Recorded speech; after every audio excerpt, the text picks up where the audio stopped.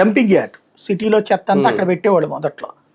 అక్కడ భాస్కరరావుపేట bus depot ఏర్పాటు చేయాలనుకున్నప్పుడు, ఆ డంపింగ్ యార్డుని క్లోజ్ చేయాలనుకున్నప్పుడు అక్కడ ఈ కాగితాలు చెత్త ఏరుకునేటటువంటి ఈ చిన్న చిన్న వేసుకుంటారు కదా, గుడ్డలు వేసుకుంటారు కదా, అట్లాంటి వాళ్ళని రిహాబిలిటేట్ చేయాలని కమ్యూనిస్టులు కదా తీర్మానం పెట్టారు.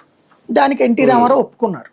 ఎంతమంది ఉన్నారయ్యా అంటే 7 ఉన్నారని లెక్కేశారు. సరే 7కి వేరే చోట ఇల్లు ఇవ్వండి అన్నారు. వాస్తవంగా వాళ్ళు ఇల్లు ఉన్నోళ్ళు కాదు, ఉరకనే టెంట్ వేసుకుని కాగితాలు ఏరుకునేవాళ్ళు.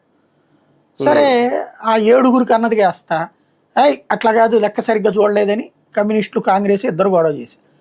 7, 14, 20 అయింది. ఫైనల్గా సీన్ ఏంటయ్యా అంటే ఇప్పుడు ఉన్న సింగినగర్ ఉంది కదా, మన వంతెన పక్కన ఉన్నటువంటి ప్లేస్ దగ్గరనే, అక్కడ నుంచి కుందావారి కంట్రికి దాకా ఇళ్ళన్నీ ఇయ్యే.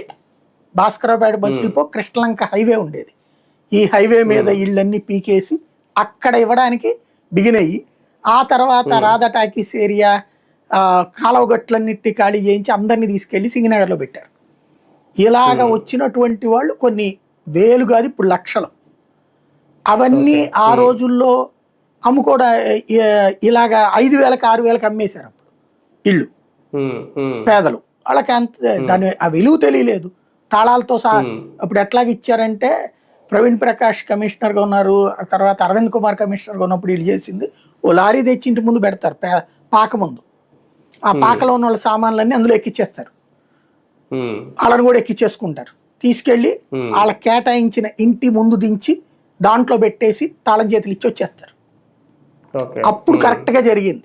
కానీ వాళ్ళకి దాని విలువ తెలియదు. ఈ కృష్ణలంకడ్డి ఇటు సింగినగర్ అక్కడ